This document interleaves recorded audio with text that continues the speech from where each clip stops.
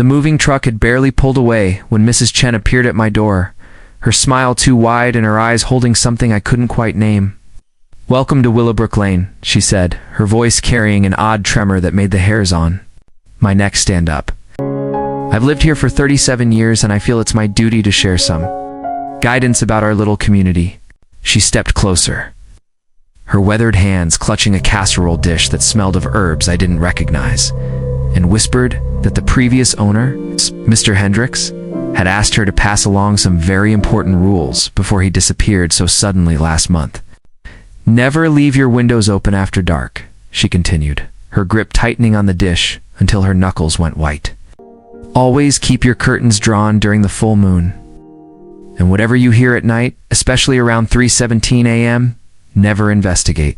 The other neighbors, she explained, with that same unsettling smile, are very particular about privacy and quiet hours. They've developed their own ways of dealing with residents who don't fit in properly.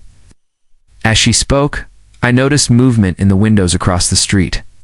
Shadowy figures watching our conversation with an intensity that made my stomach churn. Mrs. Chen's voice dropped to barely a whisper as she told me that Mr. Hendricks had been such a lovely man. Always so curious about the neighborhood's history. He's always asking questions about the basement renovations and the late-night gatherings. Such a shame he had to leave so abruptly, she said, though her tone suggested something far more permanent than relocation. "You seem like such a nice person," she continued, backing toward the street while never breaking eye contact. "I do hope you'll be more understanding than poor Mr. Hendricks was. The casserole will help you sleep better tonight," she added with a knowing nod. "Trust me, you'll need all the rest you can get before tomorrow night's activities begin." Have you ever wondered why some neighborhoods feel wrong from the moment you arrive? As if the very air itself is holding its breath, waiting for something terrible to unfold? Tell me in the comments where you're watching from tonight, because geography might be the only thing standing between you and what happened to me on Willowbrook Lane. But first, here's a question that might save your life. What connects every house number on my street? And why does that pattern appear in folklore about places where people simply vanish? The first person to answer correctly will receive a small reward from me, the storyteller, tonight, as a way of saying thank you for watching and supporting. I'm curious to know what time it is where you are right now as you're listening to this, because time seems to work differently in places like Willowbrook Lane. The darkness here has rules. I was about to learn them all. Mrs. Chen had vanished. As silently as she'd appeared, but the casserole remained on my doorstep, still warm, still smelling of those strange herbs that seemed to whisper promises I didn't want to understand. The first night in any new home should be filled with excitement and possibility. But as I carried that dish inside and felt the weight of unseen eyes following my every movement, I realized that some houses choose their residents rather than the other way around. The previous owner had left more than just furniture behind. He'd left warnings scrawled in the margins of old newspapers I found in the basement. Messages about neighbors who weren't quite what they seemed in traditions. That demanded participation rather than observation. As darkness fell over Willowbrook Lane, I understood that Mrs. Chen's visit hadn't been a welcome, it had been a recruitment. And my response to her guidance would determine whether I joined the community or joined Mr. Hendricks in whatever fate had claimed him. The first night passed without incident. The sleep came fitfully as unfamiliar shadows danced across my bedroom walls, and the old house settled with sounds that seemed too deliberate to be random. It was the second night when the noises began.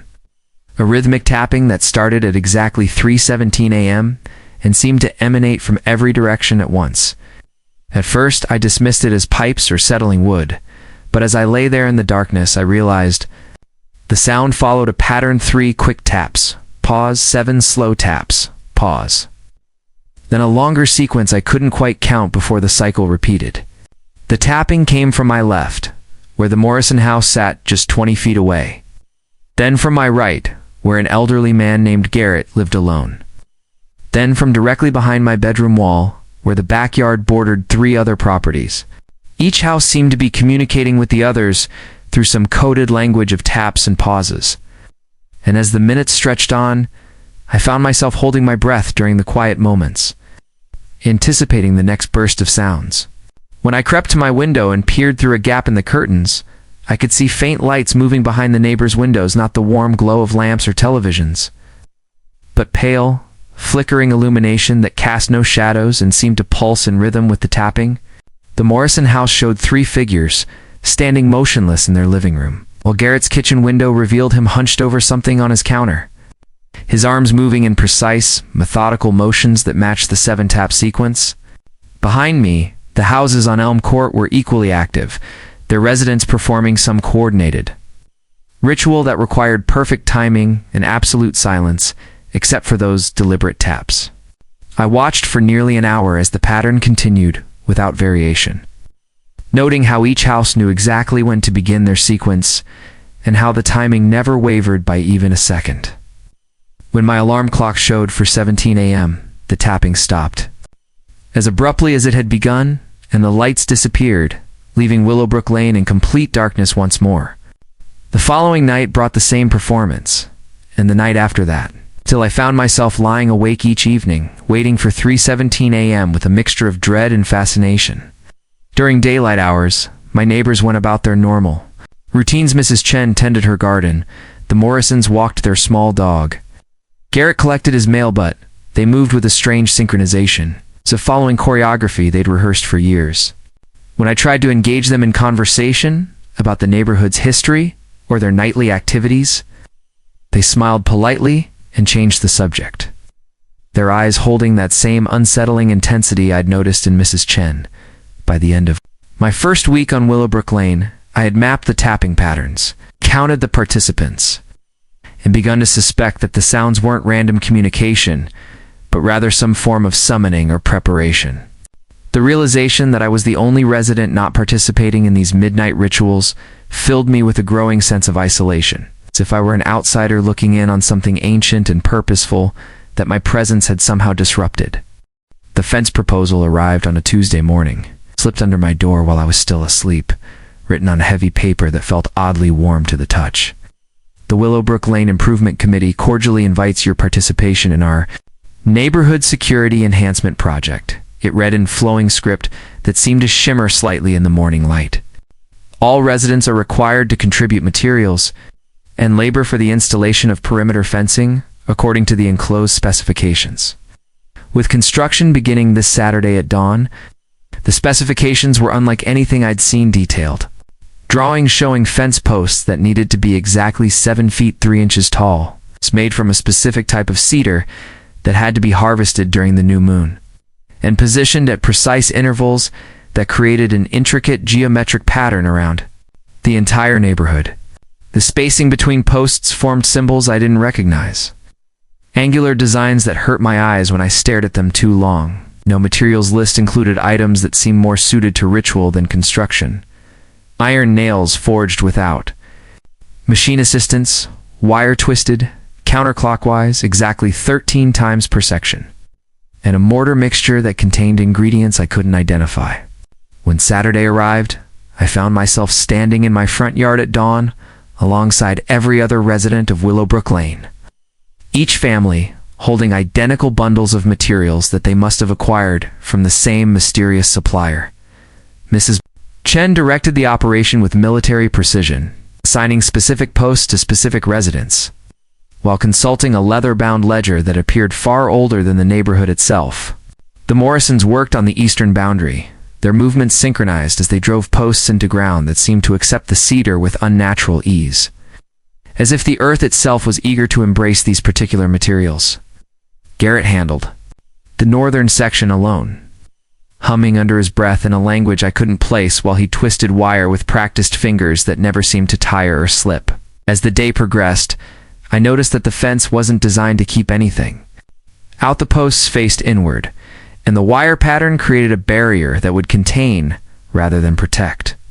The geometric symbols formed by the post placement became more apparent as each section connected to the next, revealing a massive sigil that encompassed the entire neighborhood and seemed to pulse with its own energy. By sunset, we had completed a perfect circle of cedar and wire, and as the last connection was made, I felt something shift in the air around us, as if we had just activated some ancient mechanism that had been waiting patiently for decades. That night, the 3:17 a.m. tapping took on a different quality, more urgent, more celebratory, and I realized that the fence hadn't been built to improve security or property values, but to complete some ritualistic boundary that would trap whatever lived on Willowbrook Lane inside its carefully constructed prison.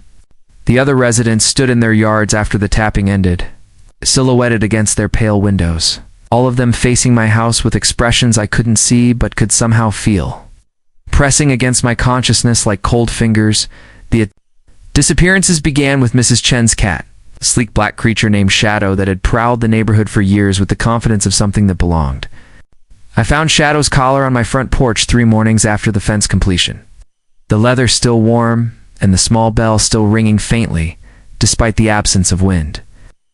When I asked Mrs. Chen about her missing pet, she smiled with that same unsettling expression and said that Shadow had simply moved on to serve a greater purpose, her voice carrying a pride that made my stomach turn. The Morrisons' elderly beagle disappeared next. It's followed by Garrett's 2 tabby cats. And then the outdoor pets from houses I could barely see through the cedar fence that now enclosed our little community like a wooden cage. Each animal's collar appeared on my doorstep within 24 hours of their vanishing, always warm, always carrying some trace of the creature's scent, as if the collars had been removed moments before being placed there. I began to notice disturbing patterns in my neighbor's behavior. Mrs. Chen spent long hours in her backyard at twilight, digging holes that she filled with something dark and organic before covering them with fresh soil and strange, flowering plants that seemed to grow overnight. The Morrisons built a small stone circle in their garden, where they burned herbs that produced smoke, which moved against the wind, swirling in patterns that reminded me of the fence's geometric design. Garrett constructed what appeared to be a miniature altar in his kitchen window, complete with candles that burned with flames of unusual colors and small dishes that held offerings I preferred not to examine too closely. When I walked the neighborhood during daylight hours, I could smell something cooking in every house, rich, meaty aromas that seemed too gamey for typical dinner preparations and lingered in the air with an intensity that made my mouth water against my better judgment. The disturbing truth revealed itself when I discovered claw marks on the inside of my basement windows. Desperate scratches that could only have been made by trapped animals trying to escape from below. That night, I descended into my cellar with a flashlight and found a loose stone in the foundation wall, behind which lay a narrow tunnel that stretched toward the Morrison house. The tunnel walls were lined with small bones arranged in decorative patterns, and the air carried that same meaty smell that permeated the neighborhood, along with something else, the sound of distant purring and barking that seemed to come from creatures that were no longer quite alive. As I crawled deeper into the tunnel system that connected every basement on Willowbrook Lane, I realized that the missing pets hadn't disappeared at all. They had been transformed into something that served the community's hidden purposes. Their collars returned to me as both warning and invitation to join their ranks. The tunnel branched in multiple directions, leading to chambers beneath each house where shadows moved with familiar grace and eyes. Reflected my flashlight beam with intelligence that remembered being loved, remembered being pets, but now served masters who fed them things that kept them bound to this place forever. The invitation arrived exactly 1 month after my arrival, printed on the same warm paper as the fence. Proposal, but bearing a seal that seemed to shift and change when I wasn't looking directly at it.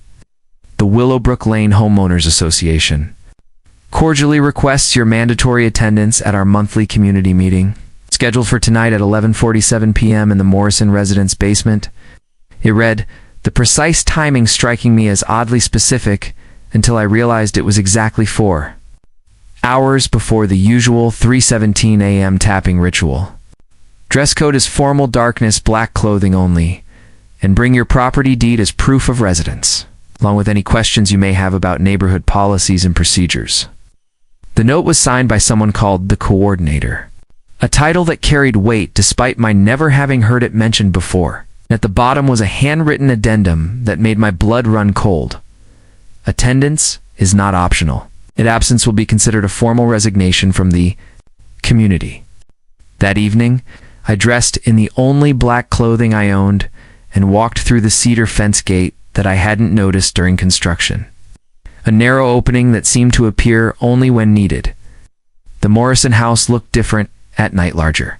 Somehow, with windows that glowed with that same pale light I'd observed during the tapping rituals, and a front door that stood open despite the October chill.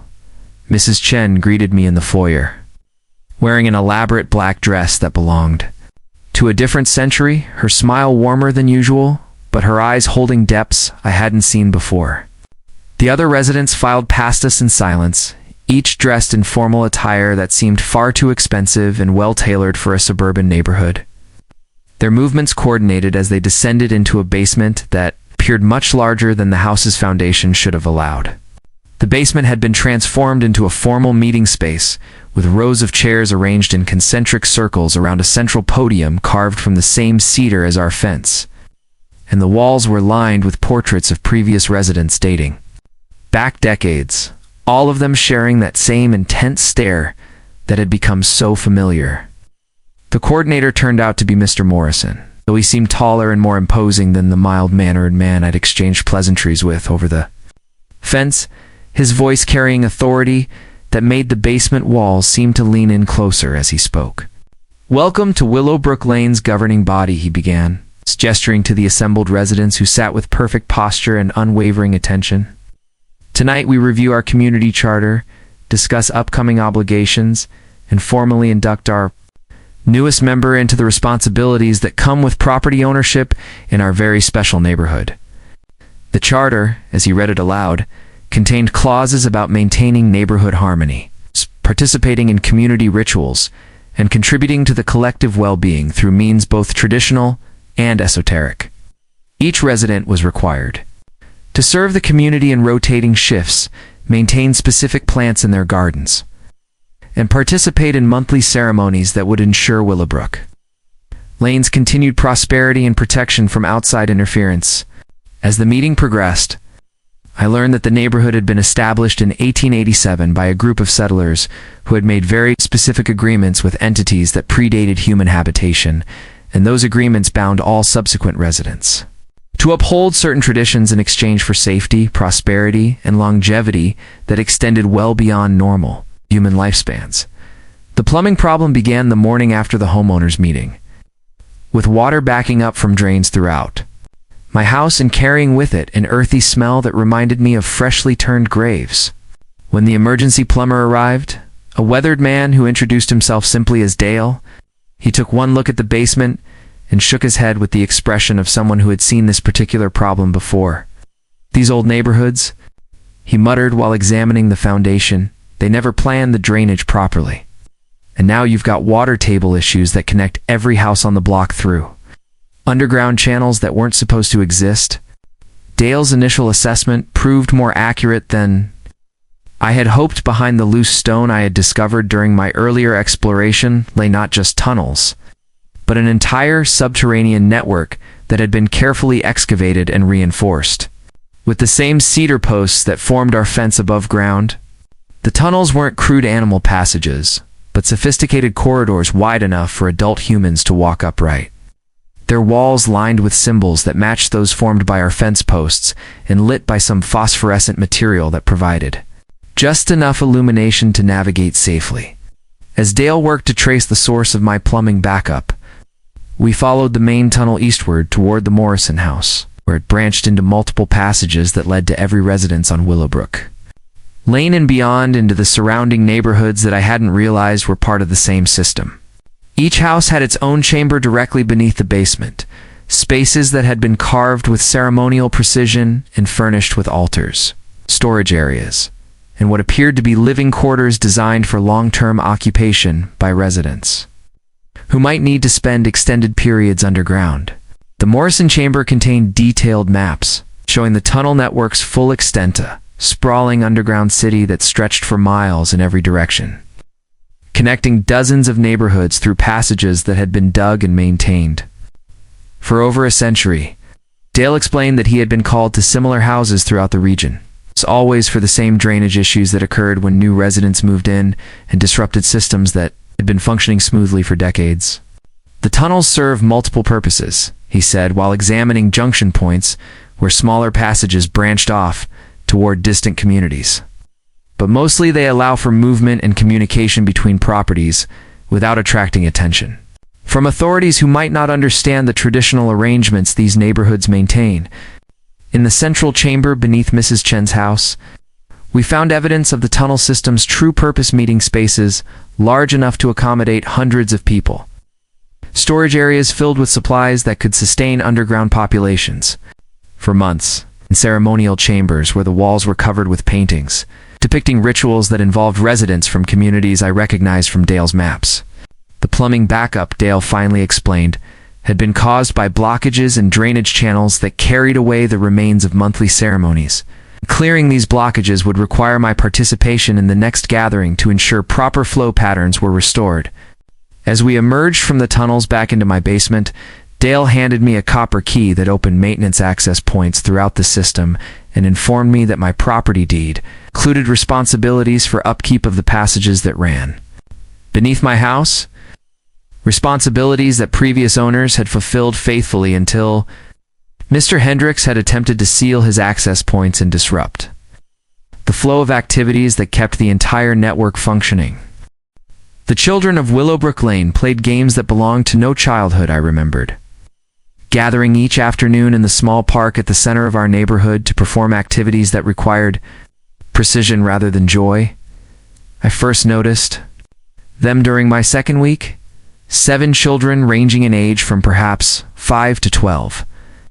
All of them moving with the same synchronized grace their parents displayed during the nightly tapping rituals. They arranged themselves in geometric patterns that mirrored the fence post configurations, chanting in voices that carried farther than physics should have allowed. Their words in a language that predated English but somehow felt familiar, as if my ancestors had once spoken these syllables in darker times. The youngest child, a pale girl with eyes too old for her face, served as the center of their formation while the others moved in careful circles around her, each step placed with mathematical precision on spots marked by small stones they had embedded in the playground's soil. Their games followed strict rules that never needed to be explained. When one child stumbled or broke formation, the others immediately stopped and began again from the beginning, their patience infinite and their focus absolute. Mrs. Chen often watched from her kitchen window during these sessions, nodding approval when the children achieved particularly complex patterns and frowning when their synchronization faltered. The Morrison parents stood guard at opposite corners of the playground, not supervising in the traditional sense, but rather ensuring that no outside observers could interrupt the children's activities or question their unusual behavior. During one afternoon observation session, I realized that the children's chants were creating responses from the underground tunnel system faint, echoes that suggested their voices were being amplified and transmitted through the cedar-lined passages. 2 other neighborhoods where similar groups of children were performing complementary rituals. The games themselves seemed designed to teach skills that would be necessary for adult participation in community activities, with each child mastering specific roles that would eventually contribute to larger ceremonies. When the oldest boy graduated to adult responsibilities, his younger sister seamlessly took his place in the formation, suggesting generations of training that prepared children for lifelong service to whatever entity governed Willowbrook Lane's traditions. The children never acknowledged my presence during their playground activities, but I noticed that their formations gradually shifted to include space for an additional participant, as if they were unconsciously preparing for my eventual integration into their practices. Their parents' watchful supervision carried undertones of protectiveness that extended beyond normal parental concern, they regarding not just their children's safety, but the preservation of knowledge that had been passed down through families for generations. On Halloween night, the children performed their most elaborate ritual yet, wearing costumes that resembled traditional ceremonial robes rather than typical holiday outfits, their movements creating patterns that caused the cedar fence posts to hum with harmonious frequencies. That evening, as I watched from my window, I understood that the children's games were not play, but practice for roles they would assume as adults. Roles that required them to maintain connections between our neighborhood and others like it scattered across the region. all of them bound together by traditions that treated childhood as apprenticeship for duties that would define their entire lives. The surveyor arrived on a gray November morning, carrying equipment that seemed far more sophisticated than necessary. For routine property line verification, his credentials identifying him as Dr. Marcus Webb, specialist in historical cartography and geometric archaeology. When I had contacted his office to investigate the strange layout of Willowbrook Lane, I had expected simple measurements and boundary confirmations. But Dr. Webb's initial examination revealed patterns that transformed my understanding of why this neighborhood existed at all. "To property lines," he explained, while consulting instruments that measured angles with scientific precision, "form a perfect heptagon when viewed from above, with each lot positioned at mathematically exact intervals that create resonance points throughout the entire development." His laser measurements confirmed what the children's playground formations had suggested. Our neighborhood was built according to principles of sacred geometry that predated modern surveying by centuries. With every house, street, and common area positioned to channel energy toward the central park where the children performed their daily rituals. Dr. Webb's historical research uncovered land records showing that Willowbrook Lane had been planned in 1887 by a consortium of investors who had purchased the property immediately after a series of unexplained disappearances drove away the area's original Native American inhabitants. The development's blueprints, preserved in county archives, included notations in Latin that referenced ley lines, energy convergences, and what the original planners called harvesting configurations designed to maximize spiritual conductivity. As Dr. Webb traced the neighborhood's geometric relationships, he discovered that Willowbrook Lane was not an isolated development, but rather one node in a network of similarly designed communities scattered across 3 states, all of them built during the same period and all following identical mathematical principles.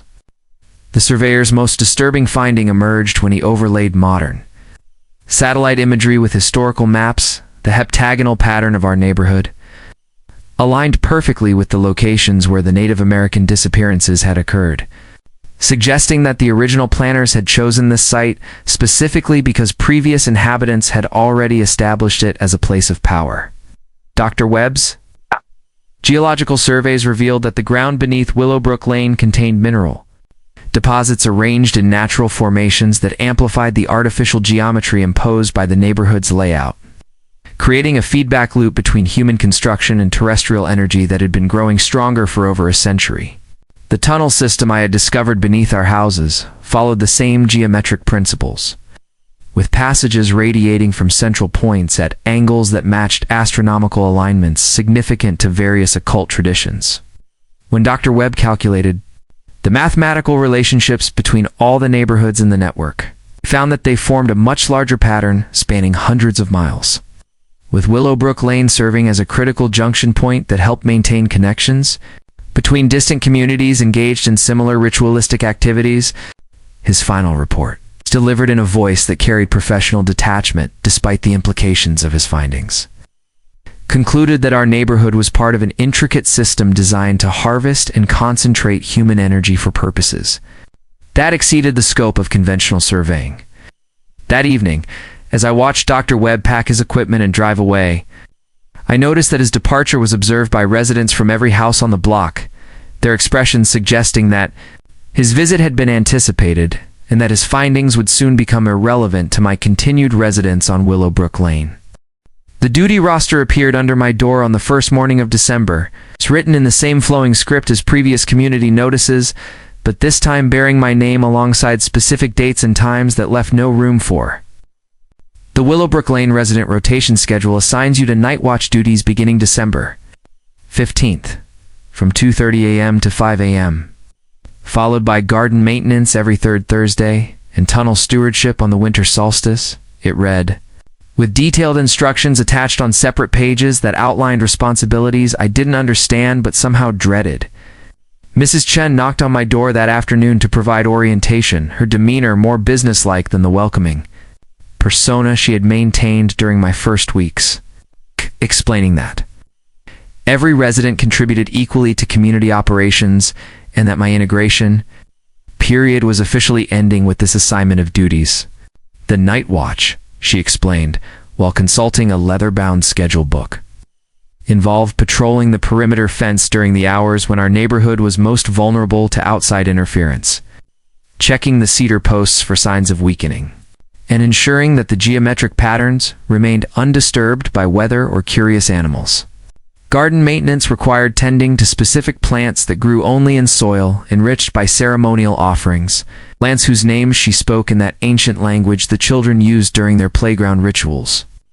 Plants that required careful pruning and feeding schedules that coincided with lunar cycles and celestial alignments.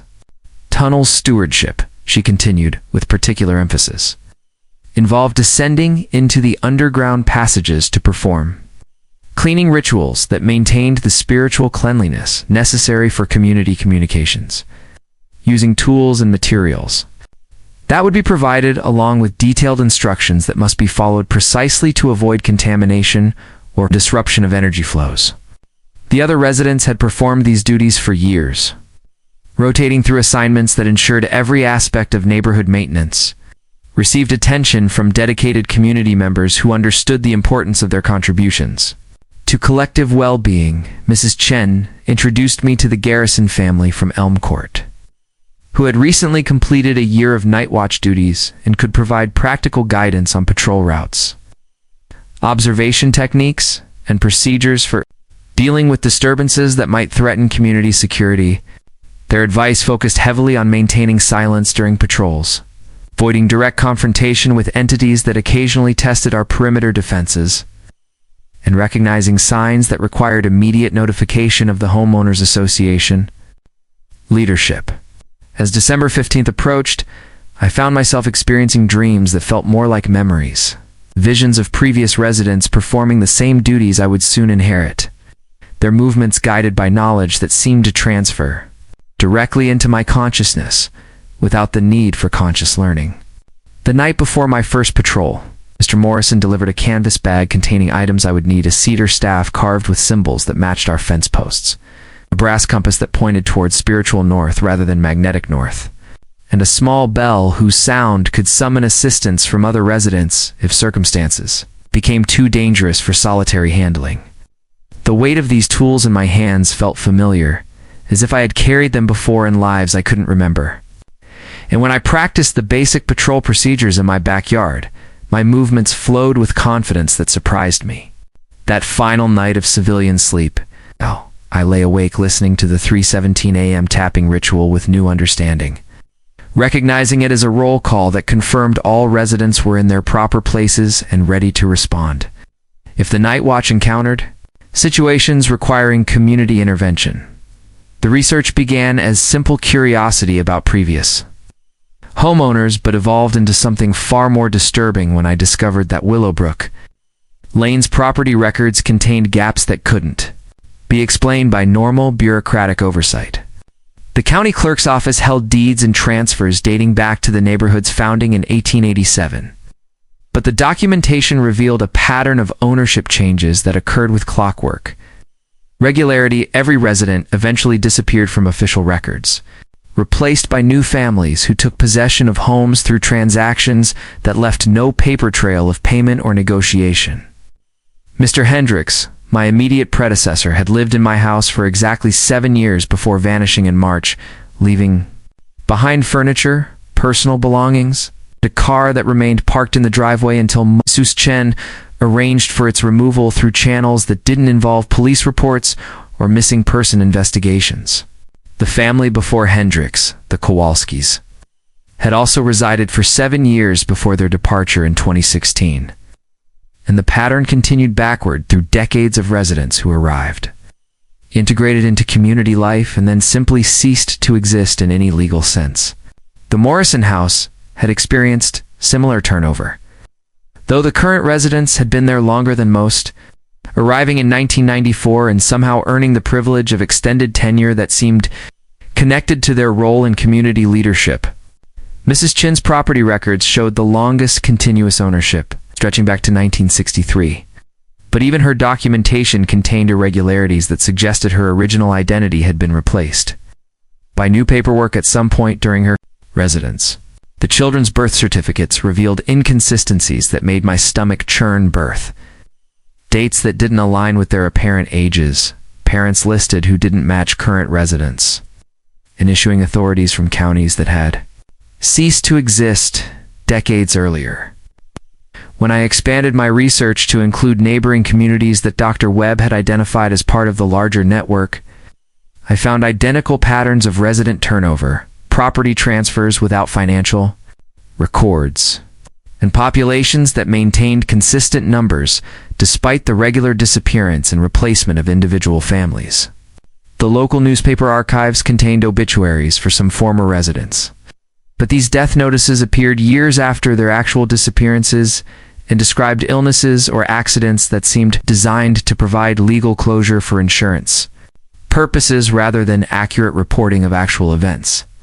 More disturbing were the photographs I found in estate sales and antique shops. Images of Willowbrook Lane residents from different decades wearing identical ceremonial clothing and performing rituals in the same locations where current residents gathered, their faces showing family resemblances that suggested genetic continuity, despite official records indicating no blood relationships. The Historical Society's collection included census data, showing that our neighborhood's population had remained exactly the same for over a century, 23 adult residents and 7 children with new arrivals replacing departures and perfect numerical balance that defied demographic probability. My investigation revealed that former residents weren't simply moving away, but were being systematically replaced by individuals whose backgrounds contained gaps similar to my own. 8 people who had arrived in the area through circumstances they couldn't entirely remember and accepted property ownership through processes that seemed normal until examined closely. The pattern suggested that Willowbrook Lane functioned as both community and processing center, with residents serving specific roles for predetermined periods before graduating to different responsibilities that required leaving their current identities behind and beginning new phases of existence elsewhere in the network of connected neighborhoods. The formal invitation arrived on winter solstice's morning, delivered not through my mail slot but placed directly on my nightstand while I slept. The parchment still warm with body heat from whoever had entered my locked bedroom without disturbing my dreams. The Willowbrook Lane Community Council cordially invites you to participate in the annual integration ceremony, scheduled for tonight at the stroke of midnight in the Central Convergence Chamber. It read in calligraphy that seemed to move slightly.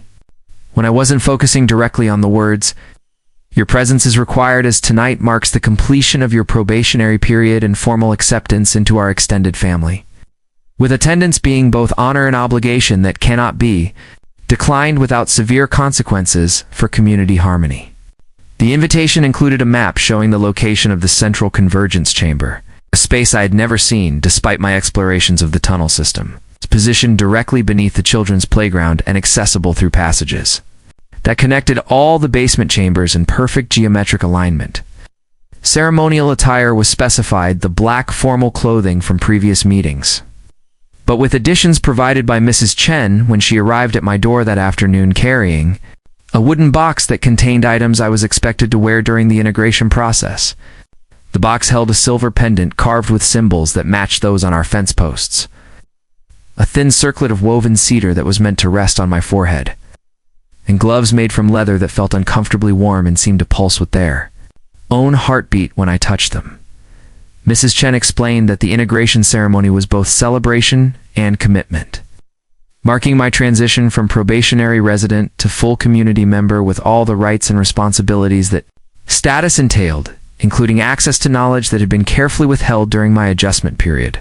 The other residents would be present to witness my acceptance of the community covenant. She continued, her voice carrying undertones of excitement mixed with something that resembled pity. And my participation in tonight's ritual would establish bonds that could never be broken regardless of any future desires I might develop to leave Willowbrook Lane. As evening approached, I found myself experiencing physical changes that Mrs. Chen assured me were normal responses to proximity to the ceremonial space, heightened sensitivity to sounds and smells, visual clarity that made colors more vivid, and an overwhelming sense of anticipation that felt both thrilling and terrifying. The other residents began gathering in my backyard as darkness fell, emerging from the tunnel entrances with processional dignity while carrying candles that burned with flames of unusual colors, their faces showing expressions of solemn joy. That suggested tonight held significance beyond my individual integration. Mr. Morrison, dressed in robes that identified his role as ceremonial leader, explained that the integration process would reveal truths about Willowbrook Lane's purpose and my role in activities that extended far beyond our small neighborhood. Activities that required absolute loyalty and participation from every resident without exception or reservation. The children formed the front of our procession as we descended into tunnels that led deeper underground than I had previously explored. Their voices raised in harmonious chanting that seemed to guide our footsteps through passages that curved and branched according to patterns that defied normal architectural logic. As we approached the central convergence chamber, I could hear sounds that suggested we were not the only community gathering tonight. Distant voices and footsteps that indicated similar processions were converging from other neighborhoods throughout the region, all of them drawn to this central point for ceremonies that bound us together in ways that transcended individual neighborhood identities. The first attempt to leave came 3 days after the integration ceremony, when I awoke with memories of events I couldn't fully process and a desperate need to put distance between myself and Willowbrook Lane. I packed quickly, throwing essentials into my car while trying to ignore the way my hands shook whenever I touched items from the ceremonial box that Mrs. Chen had given me, items that seemed to have bonded with my skin in ways that made removal impossible. The cedar circlet remained pressed against my forehead despite my efforts to remove it. The silver pendant had somehow fused with the chain around my neck, and the leather gloves had become extensions of my hands that responded to my thoughts, rather than conscious movement. When I reached my car, the engine turned over normally, but the vehicle refused to move beyond the boundaries of my driveway, as if some invisible barrier prevented the wheels from crossing onto the street that led away from our neighborhood. Mrs. Chen appeared at my passenger window with that familiar, unsettling smile, explaining that the integration process included certain practical limitations, designed to prevent residents from making decisions they would later regret, decisions that could compromise community security or interrupt important work that required continuity of participation. My attempts to contact authorities met with similar frustration. Phone calls to police departments resulted in busy signals or disconnected lines. Emails disappeared from my outbox without being sent, and letters I wrote requesting assistance never appeared in my mailbox despite my clear memory of placing them there for postal pickup. The other residents watched my efforts with patient sympathy, occasionally offering gentle reminders that integration difficulties were normal and temporary, that previous residents had experienced similar adjustment challenges before accepting their roles and finding satisfaction in community belonging. When I tried to climb over the cedar fence that enclosed our neighborhood, my hands began to burn with increasing intensity as I approached the boundary, forcing me to retreat before reaching the top rails that hummed with energy I could feel rather than hear. The tunnel system had changed since the integration ceremony, with new passages that led to my basement and new locks on existing routes that opened only when other residents decided my movement was appropriate for community activities rather than individual exploration. Mr. Morrison visited to explain that my resistance was understandable, but ultimately futile, that the bonds formed during integration were designed to strengthen over time until departure became not only impossible, but undesirable as residents discovered the benefits of permanent community membership. The Garrison family shared stories of their own adjustment period, describing months of fighting against restrictions that eventually transformed into grateful appreciation for the security and purpose that Willowbrook Lane provided to residents, who learned to embrace their roles rather than struggle against predetermined destinies. My food began arriving through delivery services I hadn't contacted, prepared according to dietary requirements that someone else had determined would optimize my health and spiritual receptivity for upcoming responsibilities that required physical strength and mental clarity. Sleep brought dreams of other residents throughout the network of connected communities, all of them performing coordinated activities that contributed to a larger purpose I was beginning to understand despite my conscious resistance to participation in plans that extended far beyond individual choice or preference. The ritual began at precisely 11:47 p.m. on the night of the new moon. When the absence of celestial light allowed for spiritual activities that required absolute darkness to achieve maximum effectiveness, the central convergence chamber had been transformed since my integration ceremony, expanded through architectural impossibilities that created a vast, underground cathedral capable of accommodating hundreds of participants who emerged from tunnel systems connecting dozens of communities. Throughout the region, representatives from every neighborhood in the network gathered in concentric circles around a central altar carved from stone that predated human settlement. Their ceremonial robes identifying their roles in proceedings that followed traditions established generations. Before any current resident had been born, Mrs. Chen took her position as one of 7 primary conductors. Residents whose extended tenure in spiritual development qualified them to channel energies that would be generated by the collective participation of community members who had been prepared through months of integration and training. The children formed an inner circle closest to the altar, their voices raised in harmonies that created resonant frequencies throughout the chamber's stone walls. Frequencies that seemed to awaken responses from deep within the earth beneath our feet. Mr. Morrison, wearing robes that identified his role as regional coordinator, began reading from texts written in the same ancient language the children used during playground activities. His voice amplified by acoustics that carried his words to every corner of the vast space and beyond through tunnel systems that transmitted sound to participating communities unable to attend in person. The ritual's purpose became clear as energy began flowing between participants. Drawn from individual residents and concentrated through the geometric arrangements that had governed our neighborhood's construction, and patient that had been waiting beneath the earth for over a century of careful cultivation. The altar began glowing with phosphorescent light that revealed carvings depicting the entity we served, representations of something that existed between dimensions and required human worship to maintain its connection to our reality. That had guided the construction of communities like ours to create stable feeding grounds for its continued existence. As the ceremony intensified, I felt my consciousness merging with other participants in ways that dissolved individual identity while preserving essential awareness. Becoming part of a collective mind that shared memories, knowledge, and purposes that transcended the limitations of single lifetimes or geographical boundaries. The entity's presence filled the chamber with pressure that made breathing difficult, but thinking clearer, revealing truths about human existence that most people were never privileged to understand.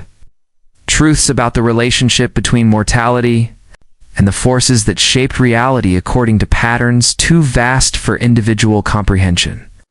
Through shared consciousness, I experienced the entity's satisfaction with our offerings of energy and devotion, its appreciation for communities that maintained the traditions necessary to sustain its influence over human affairs, and its plans for expansion that would require the establishment of new neighborhoods throughout regions where its power could continue growing. The ceremony concluded with individual blessing as each participant approached the altar to receive marks that would identify them as permanent servants bound to the entity's will. Marks that appeared as subtle changes in eye color and skin texture that would be recognized by other communities throughout the network.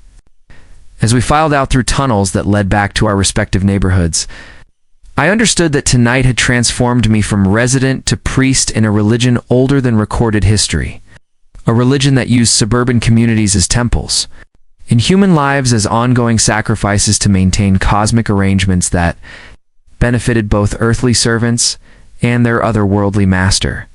The changes began within hours of returning from the central ceremony. Subtle alterations in perception and physical sensation that accumulated over the following days into transformations that redefined my relationship with human existence. My vision developed the ability to perceive energy patterns that had always surrounded me but remained invisible before the ritual blessing, revealing the constant flow of spiritual currents between residents through the cedar fence posts and into the underground networks that connected our community to others throughout the region. The marks I had received at the altar manifested as sensitivity to thoughts and emotions of other blessed residents, creating a continuous awareness of community mental state that made privacy obsolete but loneliness impossible. As my consciousness remained connected to the collective mind that had emerged during the ceremony, physical changes proved more dramatic than the subtle spiritual adjustments I had expected. My metabolism shifted to require less conventional food while craving the ceremonial offerings that Mrs. Chen prepared according to recipes that incorporated ingredients from the special plants growing in our neighborhood gardens. Sleep became less necessary as my energy drew increasingly from the entity's presence rather than natural rest cycles, leaving me alert and active during hours when normal humans would be unconscious and vulnerable. My hands, still wearing the leather gloves that had fused with my skin during integration, developed abilities that extended beyond normal human dexterity, allowing me to manipulate energy patterns directly and perform maintenance tasks on the fence and tunnel systems that required spiritual as well as physical interaction with our community's infrastructure.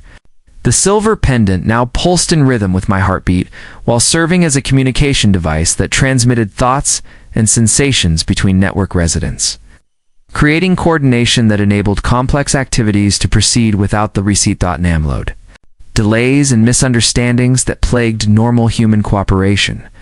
Temperature sensitivity diminished as my body adapted to the cool underground environments where much of our important work took place, while enhanced hearing allowed me to detect the subsonic frequencies that carried information between communities and warned of disturbances that might threaten network security.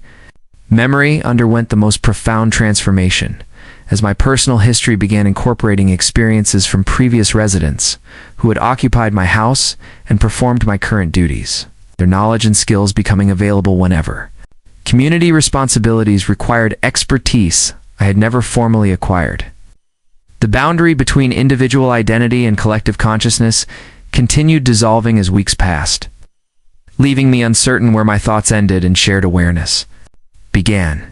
Though this confusion felt more like liberation than loss, as the burden of singular existence lightened with each passing day, other residents who had undergone similar transformations showed me techniques for managing the transition, methods for maintaining enough individual personality to function in daily activities while embracing the expanded awareness that made isolated human existence seem like prison compared to our connected community life. My reflection in mirrors began showing subtle changes that marked my progression toward the fully transformed state achieved by long-term residents like Mrs. Chen. Changes that would eventually make interaction with unblessed humans difficult, but unnecessary as my integration into network activities became complete. The entity's presence grew stronger in my consciousness as my transformation advanced, its thoughts becoming indistinguishable from my own until service and worship became as natural as breathing, as automatic as the heartbeat that now synchronized with every other blessed resident throughout our extended community. The moving truck arrives on a Tuesday morning in early spring, carrying the belongings of a young couple who have purchased the house where Mr. Hendricks once lived, their faces bright with the excitement of new homeowners who believe they are beginning a fresh chapter in an ordinary suburban neighborhood. I watch from my kitchen window as they direct the movers with the same enthusiasm I remember feeling months ago when I thought Willowbrook Lane would be nothing more than a quiet place to rebuild my life, before I understood that some homes choose their residents rather than the other way around.